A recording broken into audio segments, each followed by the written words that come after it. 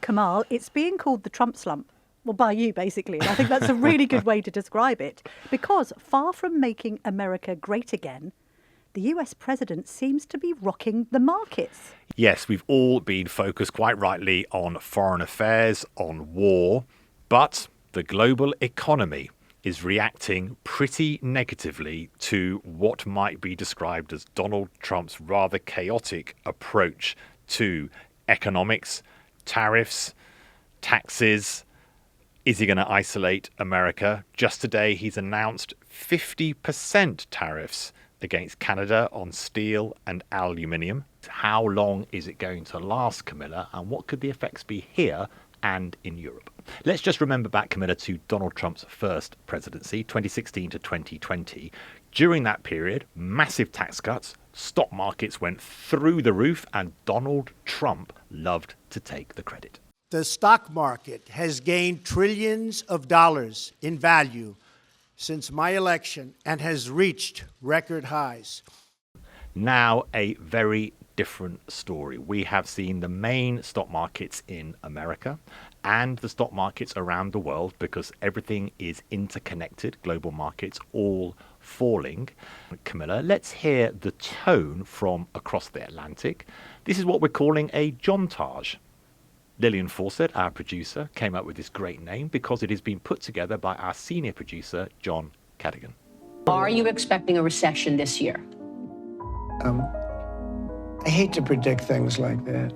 There is a period of transition because what we're doing is very big. We're bringing wealth back to America. That's a big thing. Mr. Secretary, consumer sentiment is dropping. Inflation has ticked up. Major banks like J.P. Morgan and Goldman Sachs now say a recession in the next 12 months is becoming more likely. You know, if you increase tariffs, there is going to be some impact on prices. Should Americans brace for a recession? Absolutely not. Anybody who bets against Donald Trump, it's like the same people who thought Donald Trump wasn't a winner a year ago. Tariffs 25% across the board is not smart. Ford CEO doesn't like it. Target CEO. Donald Trump is a winner. He's going to win for the American people. That's just the way it's going to be. There's going to be no recession in America. It takes a little time. Takes a little time. You said, look, we're going to have a disruption, but we're okay with that. Is that what you meant? The stock market going down was the disruption? What other disruption were you alluding to? Look, what I have to do is build a strong country. You can't really watch the stock market. What I'd like Trump to do is don't talk about tariffs right now, because tariffs are taxes. Talk about getting your tax cut done and getting that victory. I think that would really improve the American spirits on the economy. People within agriculture are hoping that some of this is, these tariffs and stuff will be short term from a negotiation standpoint. And if they are long term, they will have some pretty big impacts. Best Buy CEO, Walmart CEO, Warren Buffett, the markets, we can go down the list. Our country's been ripped off for many decades. For many, many decades. And we're not going to be ripped off anymore. Love a Jontage. And the signature tune, it's like part news, part Agatha Christie adaptation. It's brilliant. Now, let's get on to eggs, right? You can't make an omelette without breaking a few, Kamal. You love this idea of eggs, but we could give you your egg moment, okay? You can be, there's no yolk about this. It's going to be all white. You can have your moment in just a moment. But Trump's making this a lot about eggs because he's shared an article on Truth Social, his social media site, from a conservative activist entitled, "Shut Up About Egg Prices. Trump is saving consumers millions." So he's gone into this saying, you know, we will bring down the price of eggs. But actually, the Department of Justice has just launched an investigation over the weekend into the surging price of eggs, which are expected now to go up by 40%. What's going on? So, explain it to me. So eggs are just very important because they're a staple that everyone buys, and they become a signal of inflation. And there are big inflation pressures in America because of Donald Trump's approaches to tariffs. So if you put tariffs, which are import taxes, so things that come into America become more expensive, that pushes up prices generally. Now, eggs are mostly produced in the US for US consumption. So everyone says, well, how can that be affected? And also there has been an avian flu outbreak in America, which has pushed up the price. But if you think about Trump's approach to economics, we don't want to be part or such a big part of the interconnected global economy. What they could, of course, do is import eggs. But if they're pro-tariffs, that means that those eggs will have taxes on them. So they can't look for cheaper markets when you're a pro-tariff country. So the price of eggs, which famously J.D. Vance said, vote Donald Trump, see the price of eggs come down, has not come true, because what Trump is doing in economic policy is causing this inflation push. And we're going to get the new figures on inflation tomorrow. What we're getting here, Camilla, is a good old-fashioned growth scare. There's just that businesses need stability.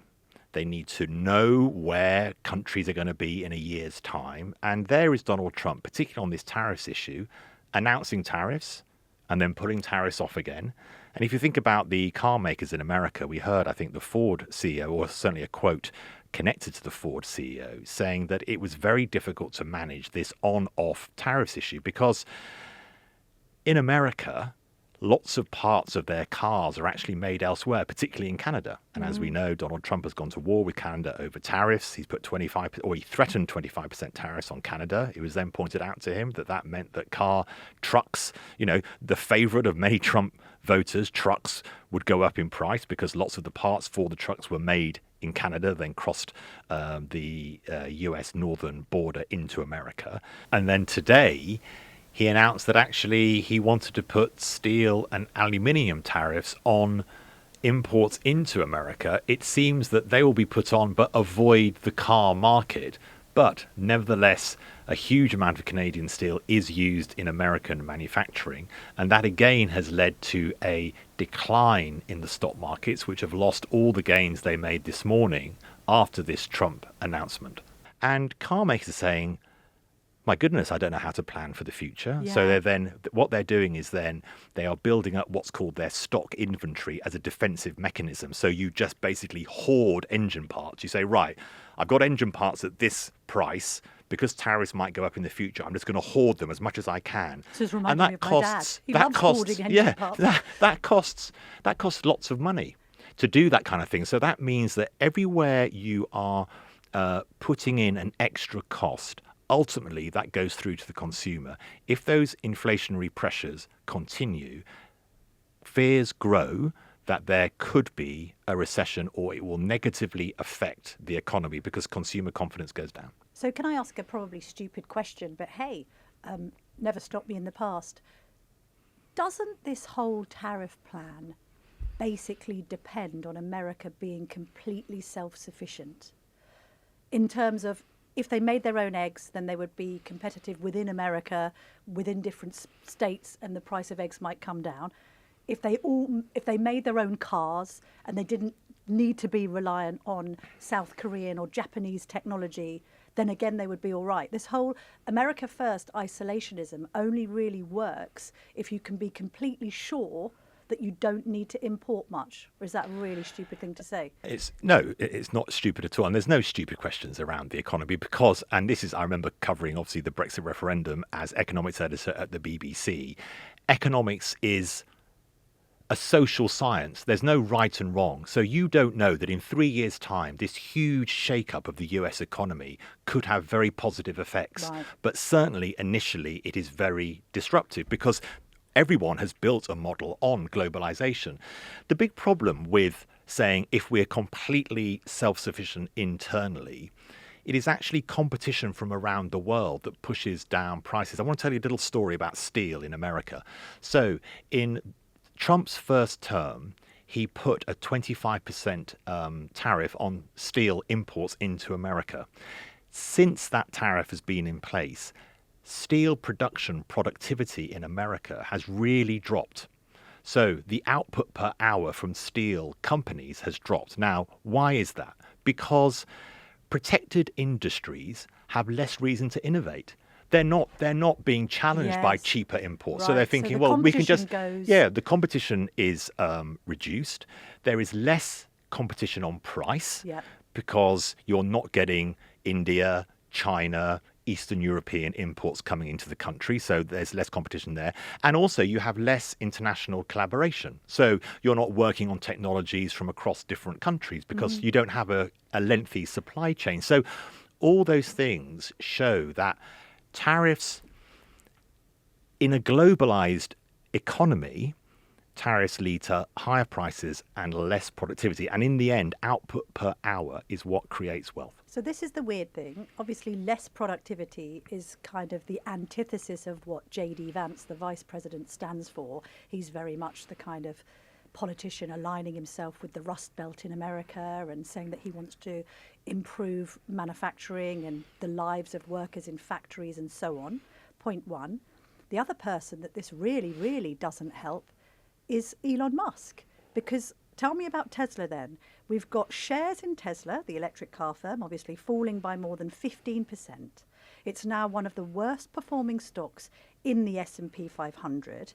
This could be a backlash by lefties who might be more likely to buy an electric car. Didn't Donald Trump say this was a backlash from radical left lunatics, What as other they often do? What other words are there to let's just describe do- these people? Sorry, his Truth Social post. Yes. Donald Trump blamed radical left lunatics, as they often do, are trying to illegally and collusively boycott Tesla, one of the world's great automakers and Elon's baby, in order to attack and do harm to Elon and everything he stands for. But And that's Donald not Trump quite right, is it? put his wallet where his mouth was and says he wants to now buy a Tesla, although I think him buying a Tesla is not going to quite save the share price. No, he'd have to get into one of those big ones. I can't see him climbing into When one I of the first two read it, seater. Camilla, I can't see him climbing into one of the ones with two doors, but let's see. When I first read that, Camilla, I thought he said he wanted to buy Tesla. Remember he said he wanted to Oh, buy yeah. TikTok, but no, it was just buy a Tesla. But hang on, is that true?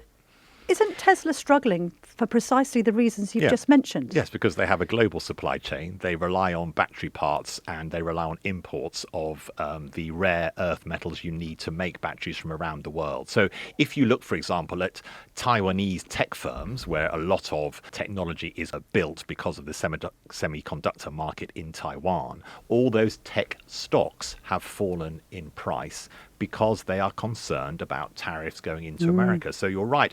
I think there is a bit of political backlash against Elon Musk and Tesla, but that's not the reason for the revaluation of his company. The reason for the revaluation of his company is the more barriers you put into global supply chains, the more expensive your outputs become, and therefore the fewer of those outputs consumers will buy.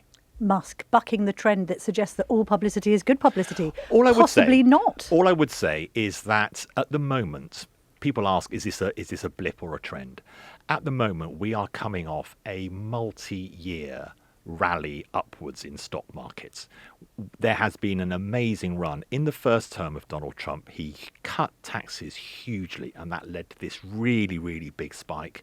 Corporate taxes as well as individual taxes, this huge spike in stock market.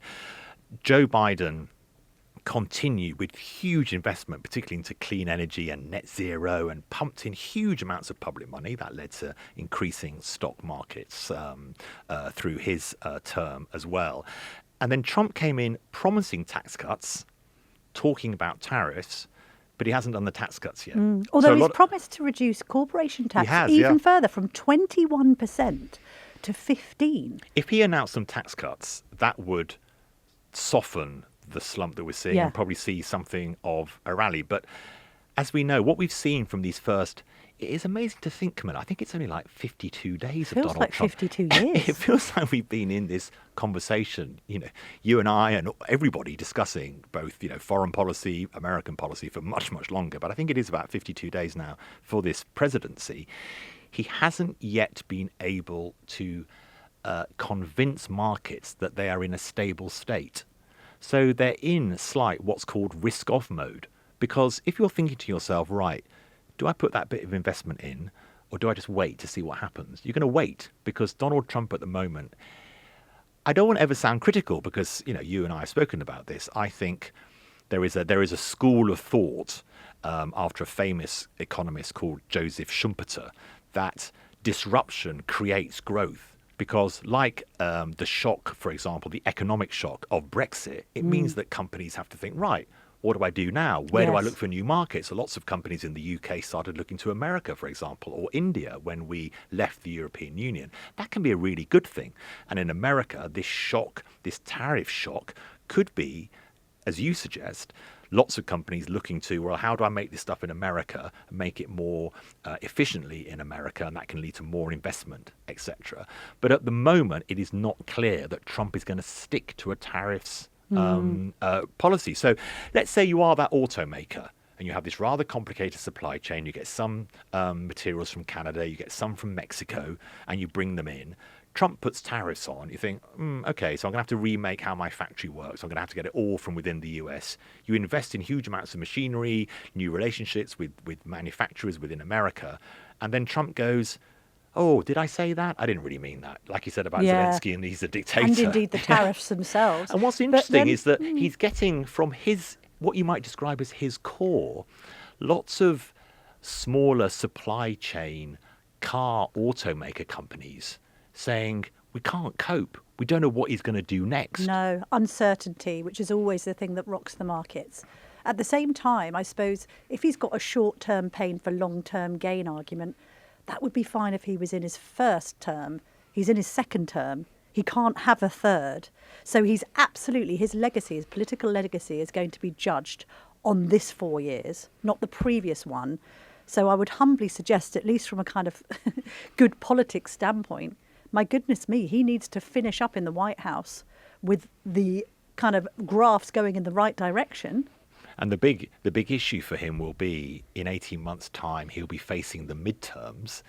If there is a big inflationary problem, the threat of possible recession, those midterms go against him. Now, I think there's a big issue there which is in his favour. The Democrats are cratered. The Democrats are genuinely nowhere with the arguments, with rebuilding themselves. But he can't blame Biden in 18 months' time. No, he can't. But like Starmer can't be blaming the Conservatives in 18 months' time if we're in recession, let's be honest. Yeah, absolutely agree. But I think if the Democrats aren't very strong, which there's no evidence that they could be, it still helps him slightly continue with momentum.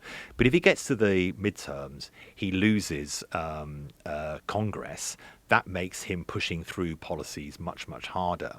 And there's concern, ultimately, that if America does become much more isolationist, the other two big economic powers in the world are Europe in its totality, so the EU and the UK and China. And there are worries about China, and there are worries about the European Union. What if China invades Taiwan, for starters? There's that, but there are worries about the Chinese economy. How well is it actually growing? The Chinese economy, after the financial crisis, was the one economy you could rely on for almost double-digit growth, and that meant increasing demand, increasing supply around the world. And we kind of sat on the coattails of China for many, many years after 2007 and 2008. Now that China is not in that position of strength any longer economically, is threatened by Trump tariffs, and then you've got the European Union worrying about its connections not only with Russia but with China itself.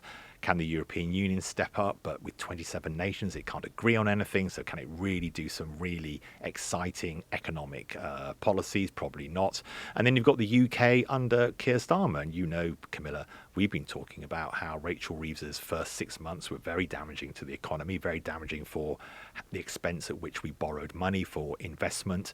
And there hasn't been any upside for the economy so far. We're flatlining. We're flirting with recession as well. So if you've got the three big blocks, America at risk because of disruption, European Union at risk because of lack of agreement, UK at risk because of Labour's policies, and China concerned about its growth, that is why you're getting this stock market dip. And as I said at the beginning, all of our pensions, all of our ISAs, all of our investments are wholly connected to how equities perform.